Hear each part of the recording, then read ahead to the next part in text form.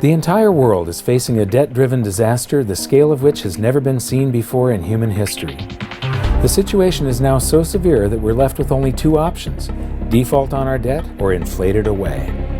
You can already hear people blaming the free markets and even money itself for our problems, and to me this is just tragic, because we don't have free markets anymore, and we certainly don't use real money.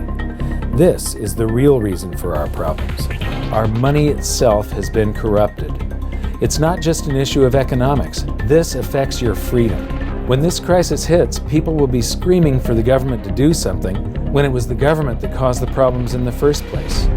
Many societies have faced this dilemma in the past, and we can learn what the outcomes might be simply by studying what they did and comparing it to what we're doing today. So while I was in Germany, I decided to stop by one of my favorite museums and take you on a kind of crash course of the history of real money, how it evolved, and the twin dangers that arise when money is corrupted. I'm here at the Bundesbank Money Museum in Germany, and this is one of the best museums I have ever seen.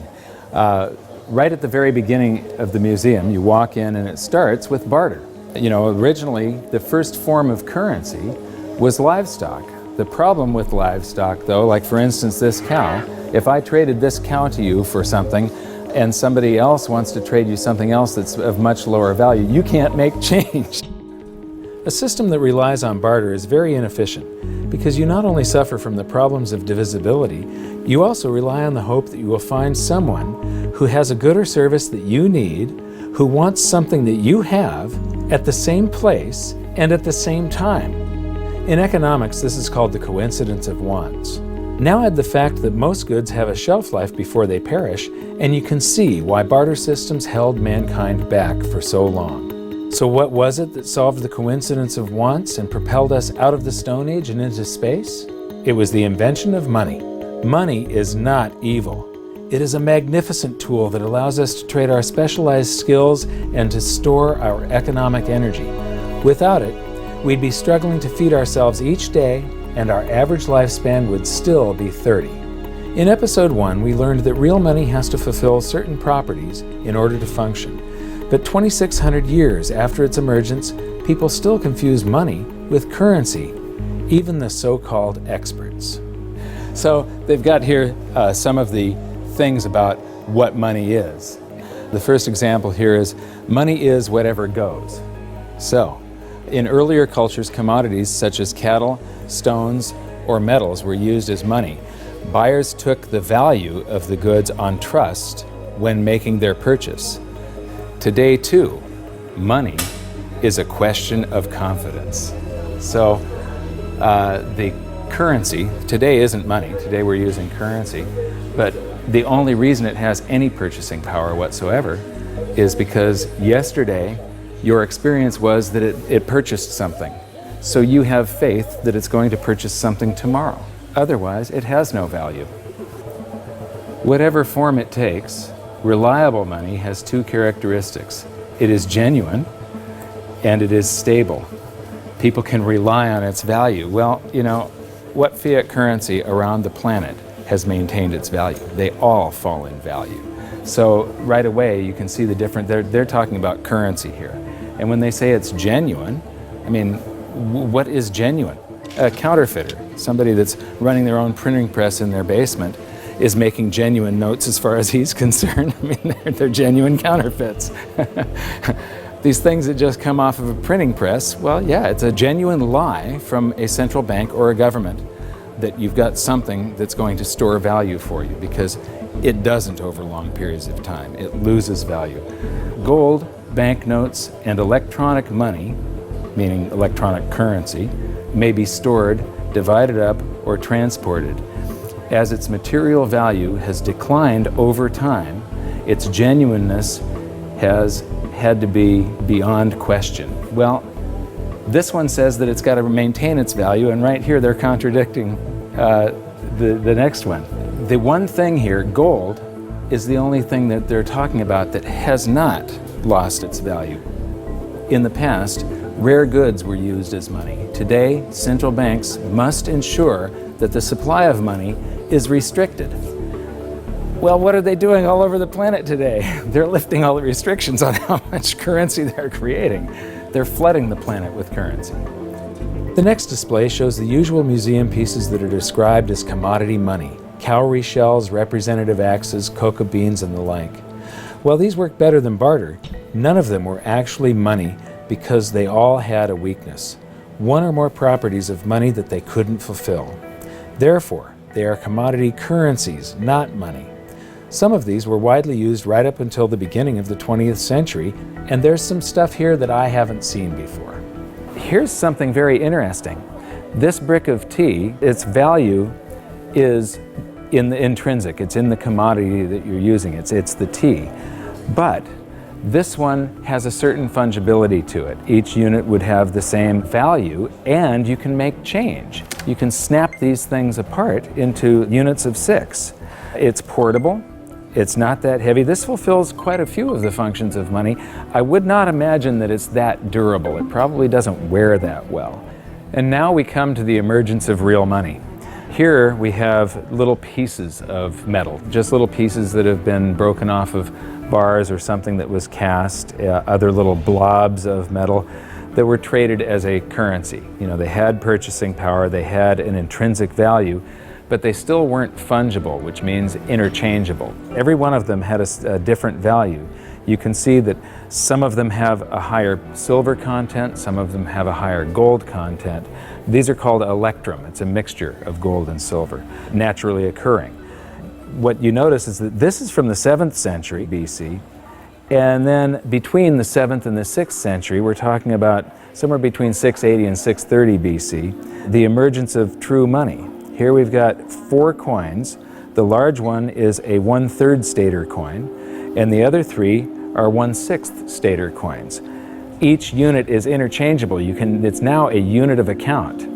You can take so many of these in trade for so many of loaves of bread, and you don't have to break out your little scale and weigh them any longer. With the little chunks of metal, you had to weigh every transaction that was going on. You had to weigh whatever your payment was and then take a guess as to what the purity was. Here you have some standards that were set by mints and guaranteed by those mints. These are a unit of account. They're fungible. Every one of them is interchangeable. They're portable, they're durable in your pocket over long periods of time. They're divisible. You can make change. You can see there's a 1/3 stater and 1/6 staters. And they're a store of value over long periods of time. These still have purchasing power today, 2,600 years after they were made. Another thing that I find really interesting is between maybe 680 BC and 300 BC, cultures all around the world, they all gravitated toward gold and silver coinage as money. The entire world sort of decided all together that gold and silver were money. Why? Because the free markets keep on selecting gold and silver as money because of the properties that it has. So, now we get to the room of real money. This is a vault door, and this is where they've got all the great examples of the real gold and silver coins. So come on in and join me. So here we get to the first, this is gold and silver, what they're using to make money, and here we have some very early representations of gold and silver coins. And I love these displays. They start with coins in Lydia, so these coins go back to the very first minting of true coinage. So here we have starting in the 6th century BC, and then it goes up to the 3rd century, and then from the 5th to the 11th century, and the 13th to the 15th century. And these displays just go on with the history of real money, gold and silver. Here is 17th and 18th century. Here we come to the 19th century, and now we're all the way up to the 20th century here. And here we come to our first example of government-issued fiat currency. This is from China. This is from 1375. And what's interesting is I have a chart that compares the value of the paper currency in China compared to silver. And there was a hyperinflation of this currency. it wasn't backed by anything. It wasn't backed by taxes. It wasn't backed by anything in the Treasury.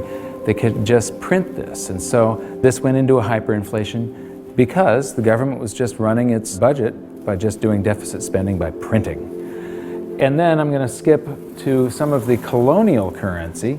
This is the United States, and each one of these currencies is printed by a different state. We've got Maryland, South Carolina, North Carolina, Connecticut, New York.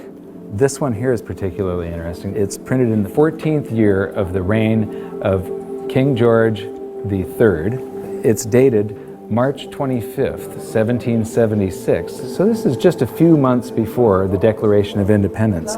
It says, "'Tis death to counterfeit." But this was printed just before we started coming out with the continental dollar, which went into a hyperinflation because of pure deficit spending on the Revolutionary War. And so this is the wall where real money gets corrupted. This is where it all turns to paper, which sometimes is backed by something, but it can be a lie. They can print more than they have of the stuff to back it. As we learned in episode 2, one of the first things a country does at the outbreak of war is to suspend redemption rights so that their currency is no longer redeemable in gold. This is exactly what Germany did before World War I. After losing the war, they suffered through one of the worst hyperinflations on record when they were burdened with massive reparation payments to France and the Allies. These heavy penalties stifled the German economy and brought it to a standstill, leaving the country with the same two choices all indebted nations have faced throughout history: default on their debt or inflate it away. Defaulting was not a viable option, as they were completely impoverished, weakened, and surrounded by armed forces ready to take their land. Since their currency was no longer tied to gold, it was decided to light up the printing presses and inflate their way out, paying the debts with new currency created out of thin air. This had drastic consequences. Check out some of this Weimar currency. The display starts with one mark that actually purchased something, but soon the notes rise to the thousands, then the millions, then the billions, and finally the trillions. It's mind-blowing. You'll notice that I'm laughing a little bit as we move through the museum, but I'm not laughing at the people. I'm laughing at the stupidity of central banks and of governments and how we never seem to learn from history. Okay, this is an example of different currencies used during the hyperinflation, and they call some of it inflation money and emergency money. This is interesting. They figured the way out of hyperinflation was to print more. So in 1923, the value of money fell by 50% or more per day. So that means prices are doubling every day if it's falling by 50%. Nearly everyone spent their money as quickly as possible on bread, shares, and other safe assets. Well, I don't consider shares safe assets. Actually, the stock market did not keep up with the inflation. However, this rapid circulation only served to stoke inflation even further. That's the function of velocity of money. It's just when velocity picks up, it's just like expanding the quantity. It's got the same effect. At the end, even 144 printing companies working for the Reichsbank could not keep up with the demand for banknotes. Emergency money issued by cities, local authorities, as well as banks and other enterprises started being circulated. So everybody was issuing currency to add to the currency that the government was printing like crazy. Although banknotes with face values of trillions of marks were issued, the vast demand for money, that's not correct, the vast demand for currency led to a paper shortage. Printers used anything that could be found, including wool, wood, and silk. So here's some example of wood, wool, and silk currencies over here. So this is a great example of how even here, in a museum of what they call money, this is the Bundesbank, one of the world's great central banks, if you can call any central bank great. They don't understand the difference between money and currency. They're calling all of this money, and it has nothing to do with money. This is just a promise. It was a promise to pay money at one point, and then it was a broken promise. people will have faith in these government-created currencies, and it allows governments to basically rob their own people. The government erased the debts that they had left over from World War I by just hyperinflating the currency, and basically that transfers all the wealth of the middle class to the government. The government inflated away the debts, but they also inflated away the prosperity of their entire population. When we were in Germany, we got a chance to shoot in front of the Bundestag, which used to be called the Reichstag, and it's very, very significant in that out of monetary crisis, you very often see the political landscape change dramatically. It's the middle class of a country that defines the country with their vote. They're the largest sector of any country, about 70%. And a currency crisis like a hyperinflation wipes out and impoverishes the middle class. And they become filled with fear. And it's very easy for somebody to come in and prey on that fear. And dictators arise out of hyperinflation. And this is one of my greatest fears as far as the United States goes. I think that we all have to be very, very careful and very watchful for what happens in the future. A few years ago, I was interviewing Congressman Ron Paul, and he said, I think that there's going to be a financial collapse before they come around to thinking seriously about monetary policy. But the real thing we have to worry about is not the loss of our wealth. It's the rise of a dictator. It's the loss of our freedom. And what's interesting is the rise of Hitler. There were 2 times where he played on the public sphere. He could never have come to power had there not been a hyperinflation back in 1923. Just 1 week before the end of that hyperinflation, that's when Hitler made his first big public appearance. Playing to the public fear, Hitler and his stormtroopers took over a beer hall called the Bürgerbraukeller that seats around 3,000 people. And he took the stage by gunpoint, and to this literally captive audience, he gave the speech that would change the world. Because of the hyperinflation, the audience had been recently impoverished. Their wealth had been stolen by the government running the printing presses. And so they're all scared. He offers them a scapegoat and tells them he's got the way out. He became very popular after that, and the very next day, the people that were listening to him followed him in an attempt to overthrow the government. He was arrested, tried, and convicted of high treason and served time. While he was in jail, he was provided with a private secretary, Rudolf Hess, and he actually wrote about half of Mein Kampf while he was serving time. But once the economy started to recover, Hitler lost that leverage, that power. He could no longer play on the fear of the public once the economic situation had changed. By the middle of the Roaring '20s, he had become a joke. The Nazi Party had gone to less than 2% of the vote. Then along came the Great Depression, and Hitler seized this opportunity again. He was the first politician to actually campaign by aircraft, hitting multiple cities in a single day. And the Nazi Party went from 2% of the vote to the second largest party in Germany. So playing on the public sphere, Hitler was able to take away the rights of Germans. He was able to, all these guaranteed rights in the Weimar Constitution, private property rights, the right to assemble, public assembly, the right to privacy in the mail, the telephone system. He just took away all of their rights and seized power. So these are some of the things that we have to be concerned about and be very mindful of. Economic crisis very often leads to the rise of a dictator. Yeah, the fact that this was just 70 to 80 years ago, basically there are still people alive today that experienced this, but enough of them have died off to where the warnings fall on deaf ears. Berlin is a great example of another massive danger to individual freedom that economic crisis can bring, the swing from capitalism to collectivism. After World War II, the city was basically divided in half, the West being capitalist and the East communist. Germany was reunified in 1990, but even this short period of separation showed the vastly different levels of prosperity that the two systems achieved.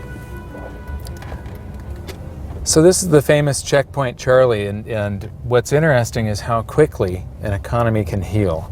Just 20 years ago, you would have seen a tremendous difference between the East and the West. You'd have one side that has tall buildings and is much more industrialized and new, and then one side that's very old and gray.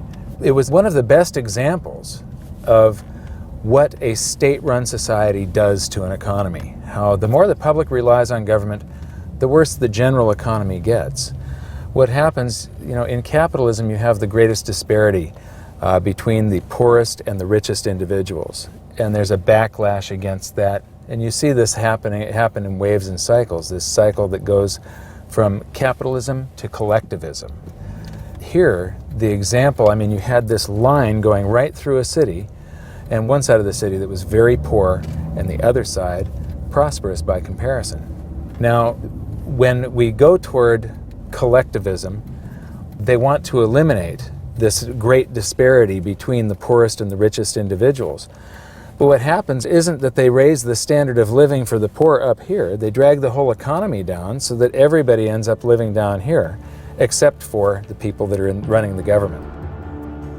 Collectivism is a danger because we've proven time and time again that it doesn't work.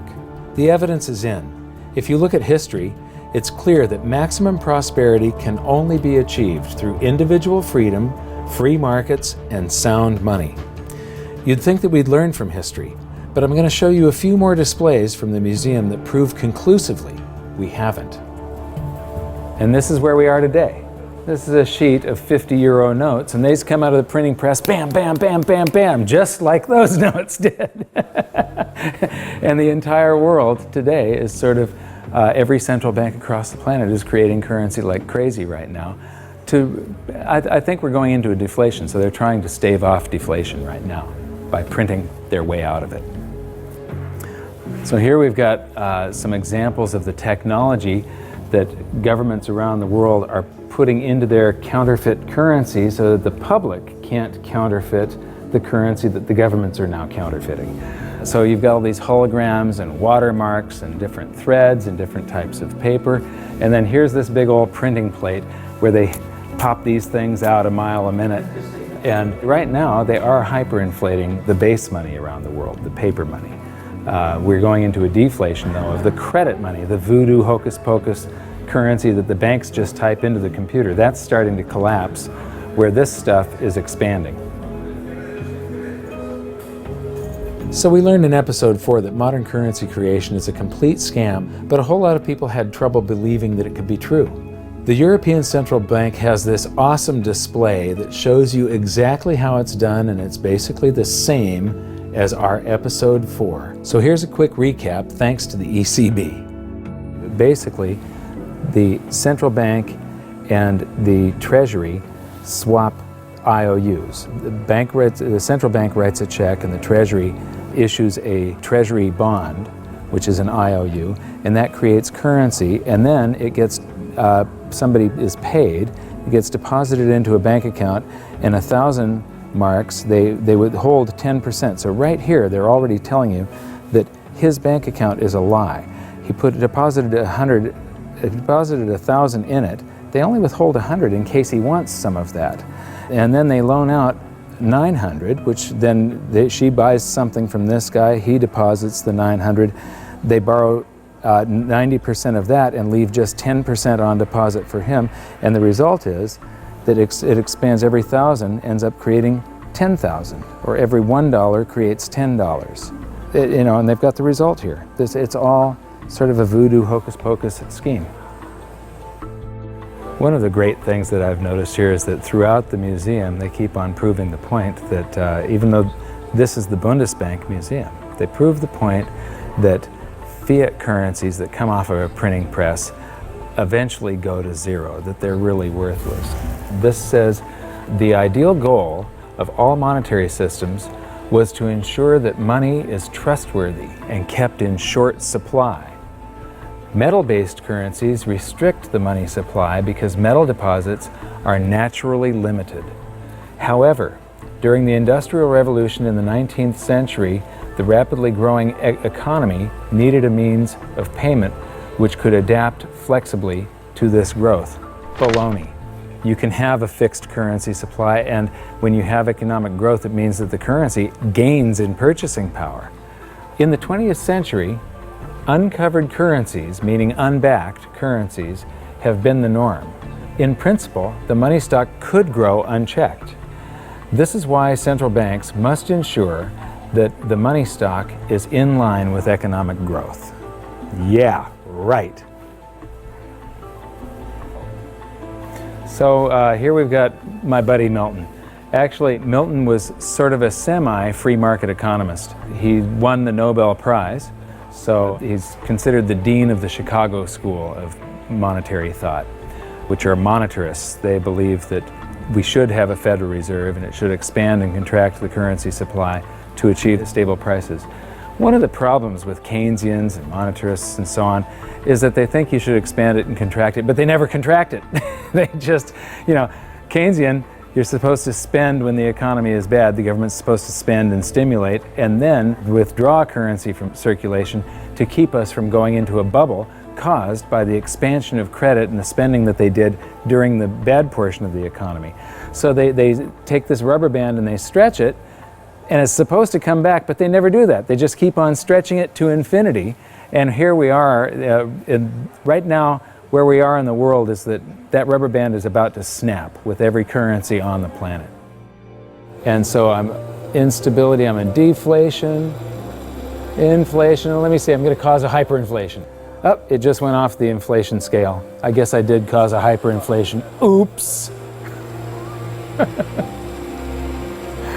And now the whole thing is collapsing.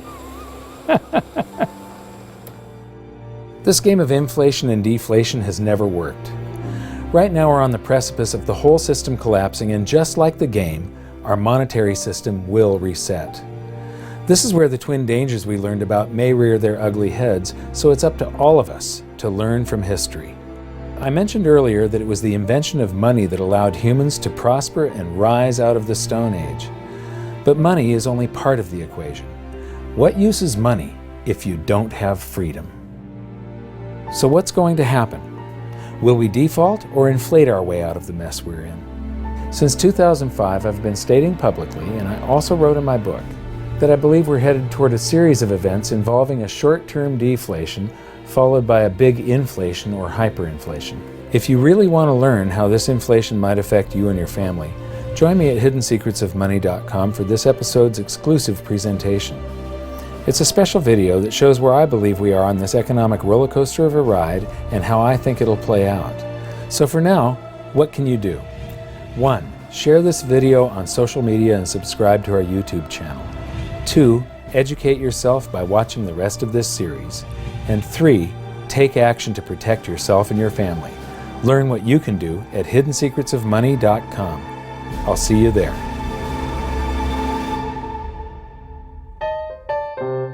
Should I buy $500,000 or $1 million? Let me see how much. This is not going to travel well in the suitcase, but it would be good to have €1 million, wouldn't it? Tough decision. So, okay, I'm going to buy €250,000. So here's €50 for your €250,000. And 7,95. yeah. And I get change back. This is about €8 to buy €250,000. 7,95, 8, 9, 10. Okay. 40 sind 50. Okay. And what's interesting is these are going to eventually be in here. I mean, it won't be too long before these end up like this. Oh, and we get some chocolate gold coins. Dankeschön.